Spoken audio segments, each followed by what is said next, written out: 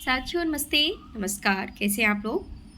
Global ज्ञान channel पे आप सभी का बहुत-बहुत स्वागत है और आज मैं बताने वाली हूँ आप सभी को यूपीएस क्या है?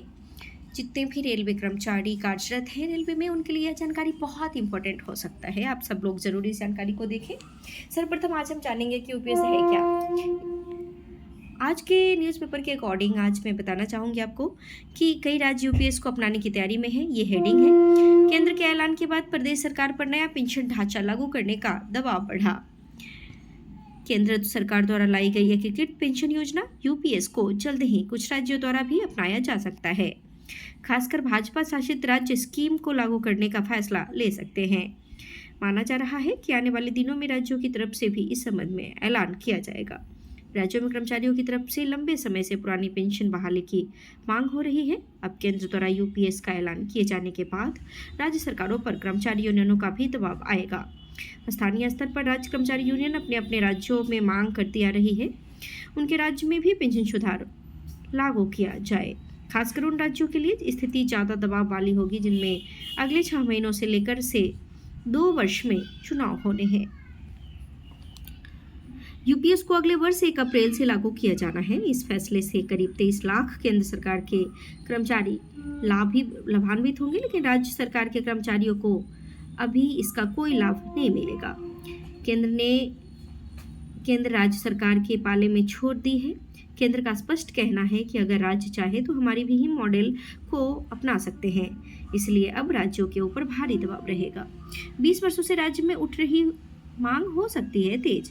एनपीएस को वर्ष 2004 में लाया गया था। इससे जुड़ने वाले कर्मियों की संख्या बढ़ी तो लेकिन पुरानी पेंशन बहाल की मांग ने जोर पकड़ लिया।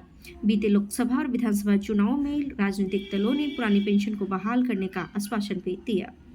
उत्तर प्रदेश, पंजाब, हिमाचल, राजस्थान और छत्तीसगढ़ में पुरानी पेंशन लागू बहाली बड़ा मुद्दा रही है।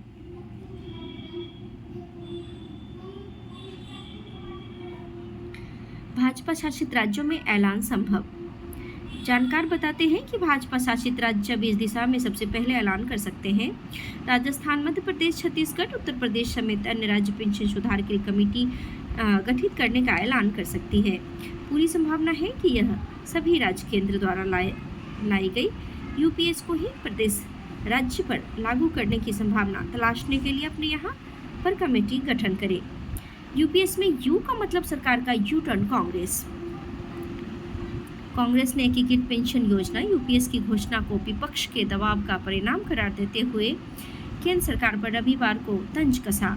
पार्टी ने यूपीएस को सरकार का यू टर्न करार देते हुए कहा कि 4 जून के बाद जनता ही सत्ता के अहंकार पर हावी हो गई है।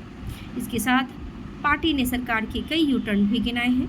पार्टी अध्यक्ष मल्लिकार्जुन खड़गे ने एकीकृत पेंशन योजना यूपीएस में यू का मतलब मोदी सरकार का यू टर्न है।